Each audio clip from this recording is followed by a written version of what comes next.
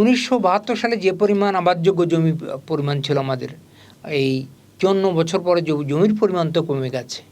তারপরেও দেশের খাদ্যের যোগান দিয়ে যাচ্ছে দেশের কৃষকরা, এবং কৃষি বিজ্ঞানীরা তারা নানান জাতের উদ্ভাবন তার করে যাচ্ছে। তাহলে কৃষির ব্যাপক উন্নয়ন হয়েছে, আরও উন্নয়ন আমাদের হওয়া দরকার। তার কারণ দেশের জনসংখ্যা বাড়বে, জমির পরিমাণ আরও কমবে। সুতরাং কৃষিতে আমার যে চ্যালেঞ্জ থাকলেও আমি বলবো যে 54 বছরে কৃষির অভাবনীয় উন্নত হয়েছে। শিক্ষা খাতের উন্নয়নের কথা যদি বলি, এর গতি দ্বারা যদি বলি, দেখেন দেশে এখন 55টা আপনার সরকারি বিশ্ববিদ্যালয়, বেসরকারি বিশ্ববিদ্যালয় 120টার মতো বা তারও কিছু বেশি। আর 1972 সালে 4টা বিশ্ববিদ্যালয় ছিল মাত্র দেশে।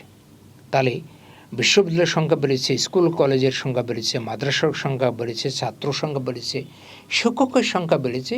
শিক্ষা খাতের উন্নয়ন হচ্ছে ব্যাপকভাবে, কিন্তু যে উন্নয়নটা আমাদের হয়নি সেটা হচ্ছে শিক্ষার খাতের আমাদের শিক্ষার মানকে আমরা বাড়াতে পারিনি।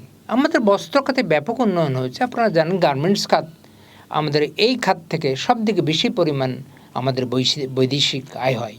এই বস্ত্র খাতের ব্যাপক উন্নয়ন হয়েছে, এবং এই বস্ত্র খাতে গার্মেন্টস সেক্টরে বৈদেশিক বিভিন্ন দেশের সাথে চ্যালেঞ্জ করে আমাদের বস্ত্র খাত টিকে আছে।